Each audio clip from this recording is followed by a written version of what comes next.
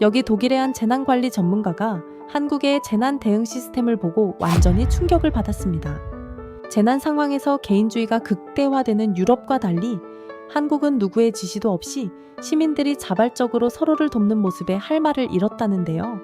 특히 600페이지에 달하는 완벽한 독일 매뉴얼을 자랑하던 그녀의 동료 피에르는 결국 삽을 들고 진흙을 파내며 문화는 복사할 수 없다고 인정했다고 합니다. 도대체 한국에서 무슨 일이 있었던 걸까요? 이야기를 시작하기에 앞서 구독과 좋아요를 꾹 눌러주시면 영상 제작에 큰 힘이 됩니다. 안녕하세요. 제 이름은 안나 뮬러입니다. 28살이고 독일 베를린 공가대학에서 도시재난관리학 박사과정을 밟고 있어요. 제가 오늘 들려드릴 이야기는 정말 제 인생을 바꿔놓은 한국에서의 일주일에 관한 것입니다. 그 일주일이 아니었다면 저는 지금도 여전히 독일이 최고라고 믿고 있었을지도 몰라요. 지난 3년간 함부르크, 미넨 등 독일 주요 도시들의 재난 대응 시스템을 분석해왔어요. 작년 함부르크 대규모 홍수훈련에 참여했을 때 정말 놀랐거든요.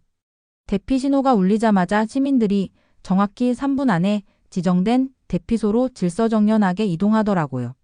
그때 독일 시스템의 우수함을 실감했어요. 그런 경험 때문에 다른 나라 시스템을 볼 때마다 자꾸 함부르크가 기준이 되더라고요. 유럽 재난관리 세미나에서 이탈리아나 스페인 사례를 들어도 속으로 아쉬워했거든요. 특히 아시아 국가들은 경제 발전 속도는 놀랍지만 시민의식은 시간이 필요할 거라고 막연히 생각했어요. 출발 전날 밤 연구소 동료들과 베를린 시내 카페에서 만났어요. 프랑스에서 온 피에르가 아시아에서 무엇을 배울 수 있을 것 같냐고 물었죠. 제가 첨단 기술 정도겠지만 그들이 우리의 시민 참여 모델을 배우러 오는 거라고 답했어요. 그때 피에르가 가방에서 두꺼운 독일 재난관리 매뉴얼을 꺼내더라고요. 600페이지가 넘는 책이었는데 표지를 톡톡 치면서 말하더라고요. 이 한 권에 모든 상황별 대응법이 다 들어있다면서 한국도 이런 걸 만들려면 최소 20년은 걸릴 거라고 했어요. 그러면서 웃으면서 덧붙였죠. 아마 한국 사람들은 이런 두꺼운 매뉴얼 보면 머리 아파할 거라고요. 저도 그 매뉴얼을 넘겨보면서 동감했어요. 정말 세세한 부분까지 다 규정되어 있었거든요. 홍수 시 대피 순서, 지진 시 건물별 대응법, 심지어 재난 상황에서 반려동물 관리법까지요. 이런 체계적인 시스템을 아시아에서 기대하기는 어렵겠다고 생각했어요. 인천공항에 도착했을 때는 모든 것이 정말 효율적이어서 조금 놀랐어요. 하지만 피에르가 속삭이더라고요. 겉만 번지르르한 거 아니냐면서 진짜 시험은 위기 상황에서 나온다고 했어요. 저도 그 말에 고개를 끄덕였죠. 호텔 체크인을 하면서도 피에르의 관찰은 계속됐어요. 프런트 직원이 친절하긴 하지만 독일처럼 비상시 안전수칙 설명은 없다면서 이런 기본적인 것부터 차이가 난다고 하더라고요. 저도 베를린 호텔에서는 항상 해주는 설명인데 여기는 없어서 아쉽다고 생각했어요. 첫날 밤 호텔 로비에서 유럽 동료들과 미팅을 가졌어요. 피에르가 오늘 하루 관찰한 걸 정리해 주더라고요. 공항이나 호텔은 인상적이지만 표면적인 것 같고 실제 시민들의 재난 대응 의식은 내일 세미나에서 확인해 봐야겠다고 했어요. 네덜란드에서 온 동료가 맞장구를 쳤어요. 아시아는 하드웨어는 빠르게 발전시키지만 소프트웨어, 즉 시민의식이나 사회 시스템은 따라오지 못한다면서요. 우리 모두 고개를 끄덕였어요. 피에르가 마지막으로 말했어요. 내일 한국 측 발표를 들어보면 대충 수준을 알 수 있을 거라고 아마 화려한 PPT는 많을 텐데 실제 현장 경험은 부족할 거라고 했죠. 저도 그런 예상을 하고 있었어요. 세미나 첫날 서울시 재난안전본부 발표를 들으며 시스템이 생각보다 정교하다는 걸 알았어요. 하지만 피에르가 제 옆에서 작은 소리로 중얼거리더라고요. 발표는 그럴듯한데 실제로는 어떨지 모르겠다면서요. 특히 시민자원봉사에 대한 설명을 들을 때였어요. 재난 상황에서 시민들이 자발적으로 참여한다는 내용에 피에르가 독일 매뉴얼 해당 페이지를 펼쳐서 보여주더라고요. 독일은 자원봉사자들도 40시간 이상 교육받고 자격증을 취득한다면서 체계 없는 자발성은 오히려 혼란만 가중시킬 수 있다고 속삭였어요. 저도 동감했어요. 좋은 의도만으로는 효과적인 재난 대응이 어렵다고 생각했거든요. 세미나가 끝날 즈음 관계자가 내일 태풍이 북상할 예정이니 대비하라는 안내를 했어요. 피에르가 제게 말했어요.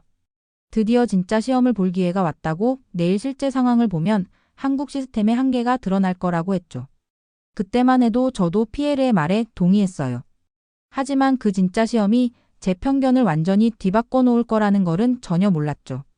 세미나 이틀째 태풍 카눈이 서울을 직격했어요. 아침 7시부터 호텔 창문이 흔들릴 정도로 바람이 거셌고 TV에서는 계속 재난 방송이 나오고 있었어요. 모든 일정이 취소되고 호텔에 머물라는 긴급 안내를 받았죠.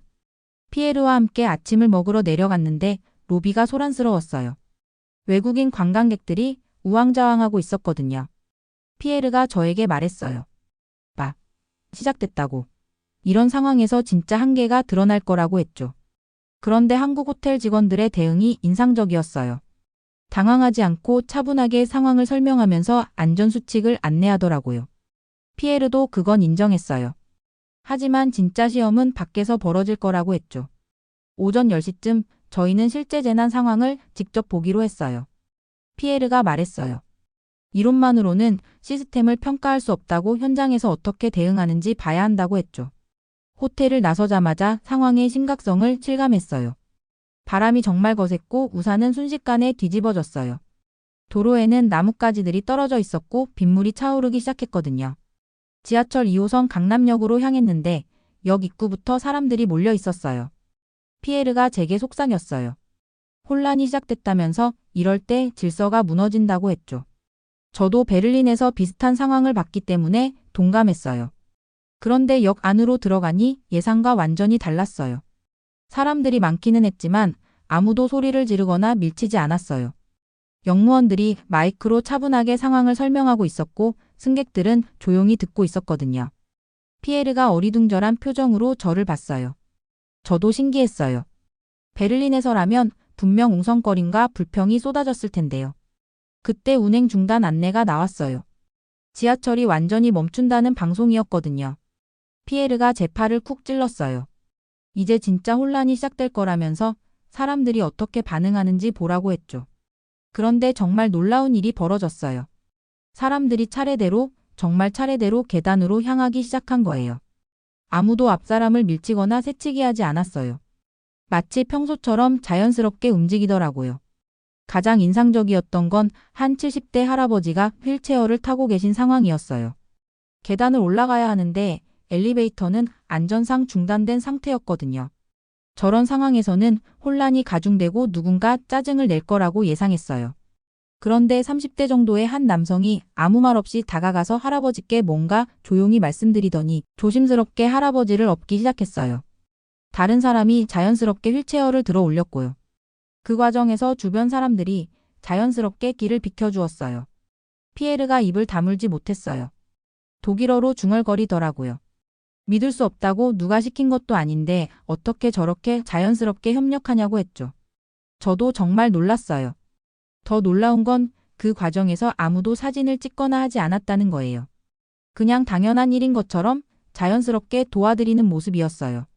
독일에서라면 분명 누군가는 스마트폰을 꺼내서 SNS에 올렸을 텐데요. 지상으로 나와서 강남대로로 향했는데 상황이 점점 심각해지고 있었어요. 도로 곳곳이 침수되기 시작했고 차량들이 물에 갇혀 있었거든요. 이제 진짜 아수라장이 되고 운전자들이 패닉 상태가 될 거라고 짐작했는데 제 예상이 빗나가더군요. 차량들이 줄지어 서 있었지만 경적 소리 하나 들리지 않았어요. 오히려 운전자들이 창문을 내리고 서로 상황을 공유하고 있더라고요. 우회로도 막혔어요. 조금만 기다리시면 될 것 같아요. 이런 대화들이 오가고 있었어요. 삼성역 근처에서는 더 인상적인 장면을 봤어요. 한 택시기사가 승용차에 갇힌 외국인 관광객을 구조해서 안전한 곳까지 데려다주는 모습이었거든요. 그 외국인이 택시비를 주려고 하는데 기사님이 손사래를 치면서 거절하시더라고요. 피에르가 저에게 말했어요. 저건 예외적인 경우일 거라고, 한두 명 착한 사람이 있는 건 어느 나라나 마찬가지라고 했죠. 하지만 계속 보니까 예외가 아니었어요. 비를 피하러 들어간 편의점에서 저도 직접 경험했어요. 온몸이 흠뻑 젖어서 들어갔더니 20대 여성 알바생이 곧바로 수건과 따뜻한 캔커피를 가져다 주더라고요. 어설픈 영어로 괜찮냐고 물어보면서 어제 제가 독일어로 대화하는 걸 들었다면서 외국인이 혼자 돌아다니면 위험하니 조심하라고 조언해줬어요. 선릉역 근처에서는 정말 감동적인 장면을 봤어요. 고등학생들이 비에 젖은 사람들에게 비닐 우산을 나눠주고 있었거든요. 자기들도 비를 맞으면서 다른 사람들을 챙기는 모습이었어요. 한 학생이 저희에게도 다가와서 영어로 Please take it, safety first라고 하면서 우산을 건네주었어요. 피에르가 깜짝 놀라면서 고맙다고 했는데 그 학생이 환하게 웃으면서 조심하라고 하더라고요. 우산을 받아들고 걸어가면서 피에르가 조용했어요. 한참 후에 독일어로 중얼거리더라고요. 이상하다고 분명히 혼란스러운 상황인데 왜 모든 게 이렇게 질서정연하냐고 했죠. 저도 같은 생각이었어요. 버스 정류장에서 기다리면서 주변을 관찰했는데 신호등이 고장난 교차로에서도 신기한 광경이 벌어지고 있었어요. 운전자들이 서로 양보하면서 자연스럽게 통행하고 있었거든요. 경찰이나 교통정리원이 없는데도 말이에요. 피에르가 제게 말했어요. 독일 매뉴얼에는 이런 상황에서 반드시 교통정리원이 배치되어야 한다고 되어 있다면서 저렇게 자율적으로 하면 사고가 날 수 있다고 했죠. 하지만 실제로는 아무 문제 없이 질서가 유지되고 있었어요. 오후 2시쯤 되어서야 간신히 호텔로 돌아갔어요. 로비에서 피에르가 한참 생각에 잠겨 있더라고요. 제가 오늘 어땠냐고 물으니까 잠시 망설이다가 대답했어요. 예상과 달랐다고 뭔가 설명하기 어려운 일들이 일어났다고 했죠. 저도 그날 하루가 정말 이상했어요. 제가 예상했던 혼란과 무질서는 어디에도 없었거든요. 대신 매뉴얼에 없는 하지만 더 효과적인 뭔가가 작동하고 있었어요. 그게 뭔지는 아직 몰랐지만 분명히 특별한 무언가였어요. 세미나 사흘째 서울시청에서 김민수 과장님을 만났는데 피에르의 질문 공세가 인상적이었어요. 어제 지하철역에서 본 시민 대응이 매뉴얼에 따른 건지 공무원 교육 프로그램이 있는지 궁금하다고 했죠. 김 과장님이 웃으면서 특별한 매뉴얼은 없고 그냥 어려울 때 서로 돕는 게 당연한 문화라고 하시더라고요. 피에르가 납득하지 못하겠다는 표정으로 시민교육 시스템에 대해 또 물었는데 동네 단위 자율방범대나 부녀회에서 자연스럽게 이루어진다고 하셨어요. 피에르가 더 답답해했어요. 자율방범대가 재난 대응과 무슨 관계냐고 체계적 교육 없이 어떻게 효과적인 대응이 가능하냐고 따졌죠. 김 과장님이 한참 생각하시더니 말씀하셨어요. 매뉴얼도 중요하지만 결국 사람이 사람을 챙기는 마음이 가장 중요하다고 그게 우리 문화의 기반이라고요. 독일에서는 들어본 적 없는 표현이었거든요. 피에르도 고개를 갸우뚱했어요. 오후에 마포구청으로 갔는데 분주한 와중에도 직원들이 서로를 챙기는 모습을 보고 피에르가 또 질문했어요. 이런 팀워크 교육 프로그램이 있냐고요. 한 직원이 웃으면서 그냥 가족 같은 분위기라고 하니까 피에르가 더 혼란스러워했어요. 마포구 사회복지가 방영희 주무관을 만났을 때도 마찬가지였어요. 독거노인 250명을 직접 방문으로 확인했다는 이야기를 듣고 피에르가 즉시 그런 대응 매뉴얼이 있냐고 위험 상황에서 공무원 안전은 어떻게 보장하냐고 물었죠. 박 주무관이 매뉴얼에는 전화 확인 후 필요시 방문이라고 되어 있지만 태풍 때는 전화가 안 되니까 그냥 다 돌아본 거라고 하시더라고요. 위험하긴 했지만 우리 할머니들인데 혼자 둘 수는 없다고 하시면서요. 피에르가 또 우리 할머니들이라는 표현에 걸렸어요. 공무원이 시민을 가족처럼 생각한다는 게 이해가 안 된다는 표정이었거든요. 독일에서는 공무원과 시민 사이에 명확한 선이 있으니까요. 한 젊은 엄마가 기저귀와 분유가 떨어져서 걱정이라고 하니 마포구청 여직원이 사무실에 비축해둔 게 있다면서 가져다 줬어요. 공식적으로는 아니고 이런 상황이 종종 있어서 개인적으로 조금씩 준비해둔 거라고 하더라고요. 독일 공무원들이 개인 돈으로 시민들을 위한 물품을 준비해둔다는 건 상상할 수 없는 일이었거든요. 피에르가 제게 독일어로 속상했어요. 도대체 이해가 안 된다고 중앙 계획도 없고 체계적 교육도 없는데 어떻게 이렇게 조직적으로 움직이냐고 했죠. 마치 보이지 않는 시스템이 작동하는 것 같다고요. 저도 그 말에 동감했어요. 한국 사람들은 뭔가 보이지 않는 신호를 주고받는 것 같았어요. 상황을 빠르게 파악하고 누가 시키지 않아도 필요한 곳을 메우고 자연스럽게 협력하는 그런 문화적 시스템이 있는 것 같았거든요. 피에르가 마지막으로 말했어요. 이건 매뉴얼로 만들 수 없는 거라고, 문화는 복사할 수 없는 거라고 하더라고요. 처음으로 한국에 대해 겸손한 태도를 보이는 순간이었어요. 마지막 날 저는 피에르와 함께 성동구 성수동 복구 현장을 찾았어요. 어제까지만 해도 피에르는 질문을 쏟아내던 분석가였는데 오늘은 뭔가 달랐어요. 훨씬 조용했거든요. 성수굴림공원 근처에 도착했을 때 20대부터 60대까지 다양한 사람들이 자연스럽게 모여서 진흙을 치우고 있었어요. 누가 조직한 것 같지도 않은 분위기였죠. 30대 남성에게 어떻게 이곳을 알게 되었는지 물어봤더니 SNS에서 도움이 필요하다는 글을 보고 연차를 내고 왔다고 하더라고요. 50대 아주머니는 강남에 사는데 뉴스를 보고 마음이 아파서 왔다고 하시면서 서로 모르는 사이인데도 자연스럽게 역할 분담을 하고 있었어요. 신기한 건 누가 시키지 않아도 각자 필요한 일을 찾아서 하고 있다는 거였어요. 힘센 사람은 무거운 걸 들고 세심한 사람은 분리수거를 하고 나이 드신 분들은 물품 정리를 하시더라고요. 마치 오케스트라처럼 지휘자 없이도 조화롭게 움직이고 있었어요. 피에르가 그 모습을 가만히 지켜보더니 갑자기 제게 말했어요. 저도 뭔가 도울 수 있는 게 있냐고요. 어제까지만 해도 관찰자였던 피에르가 참여자가 되고 싶어 하는 것 같았어요. 한 청년이 피에르에게 삽을 건네주면서 웃었어요. 그리고 피에르는 말없이 그 삽을 받아서 묵묵히 진흙을 퍼내기 시작했어요. 독일어로 중얼거리던 분석가는 어디 가고 그냥 일하는 사람이 되어 있더라고요. 점심시간에는 근처 포장마차 사장님이 김밥 30인분을 만들어 가져오셨어요. 오전 장사를 포기하고 만들었다고 하시는데 이런 때 서로 도와야 한다면서 웃으시더라고요. 김밥을 나눠줄 때 피에르도 자연스럽게 줄을 서더라고요. 받으면서 서툰 한국어로 감사합니다 라고 했는데 사장님이 깜짝 놀라면서 외국분이냐고 물어보셨어요. 피에르가 프랑스에서 왔다고 하니까 사장님이 더 많이 드시라면서 김밥을 한 줄 더 주시더라고요. 김밥을 먹으면서 주변 사람들과 이야기를 나눴는데 미국에서 온 영어 강사도 있었어요. 그분이 말하길 미국에서는 자원봉사를 하려면 큰 단체를 통해야 하는데 여기는 개인이 와서 바로 도울 수 있어서 신기하다고 하더라고요. 피에르가 그 말을 듣고 고개를 끄덕이더라고요. 어제까지만 해도 체계가 없다고 지적했을 텐데 이제는 유연하다는 표현을 쓰더라고요. 오후에는 더 인상적인 장면들이 계속됐어요. 한 가족이 부모와 고등학생, 중학생이 함께 와서 일하고 있었는데 각자 다른 일을 하면서도 자연스럽게 협력하고 있었어요. 아버지는 무거운 걸 옮기고 어머니는 아이들 안전을 챙기면서 정리를 하고 고등학생은 SNS로 상황을 공유하고 중학생은 쓰레기 분리수거를 도맡아 하더라고요. 가장 감동적이었던 건 청각 장애인 대학생이었어요. 혼자 와서 열심히 일하고 있었는데 주변 사람들이 자연스럽게 배려하면서 함께 일하고 있었거든요. 한 아주머니가 간단한 수화로 소통하려고 노력하는 모습도 봤고요. 피에르가 그 장면을 보더니 제게 말했어요. 어제 질문했던 시민교육 프로그램이 여기 있는 것 같다고 다만 교실이 아니라 현장에서 강의가 아니라 행동으로 이뤄진다고 하더라고요. 오후 내내 피에르는 거의 말이 없었어요. 그냥 묵묵히 일하면서 주변을 관찰하고 있었거든요. 저녁 시간이 되어서 자원봉사를 마치고 돌아가는 사람들을 보면서 피에르가 말했어요.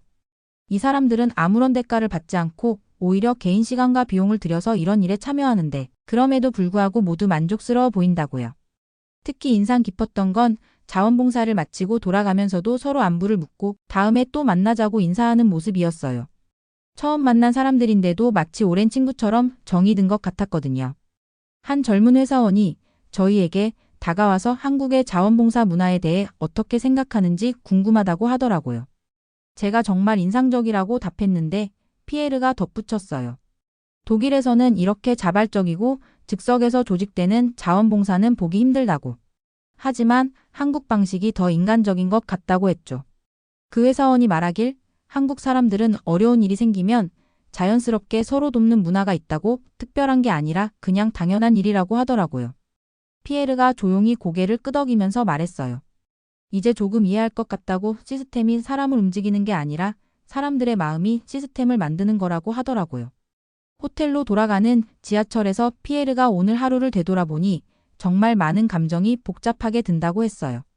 독일의 체계적인 자원봉사도 훌륭하지만 한국의 이런 자발적이고 즉석에서 이뤄지는 연대도 나름의 힘이 있다는 걸 인정한다고 했죠. 그리고 마지막으로 이런 말을 했어요. 오늘 자기도 그 보이지 않는 시스템의 일부가 된 것 같다고 그게 어떤 느낌인지 조금 알 것 같다고 하더라고요. 귀국하는 날 호텔 로비에서 동료들과 마지막 미팅을 가졌어요. 다른 동료들은 여전히 감정적으로는 감동적이지만 체계적 관점에서는 유럽 방식이 더 안정적이라고 했죠. 그런데 피에르의 반응이 완전히 달라져 있었어요. 어제까지만 해도 지속 가능성의 의문을 표했던 피에르가 이번에는 조용히 듣고 있다가 말하더라고요. 자기도 처음에는 그렇게 생각했는데 직접 참여해보니 다른 관점이 보인다고 했어요.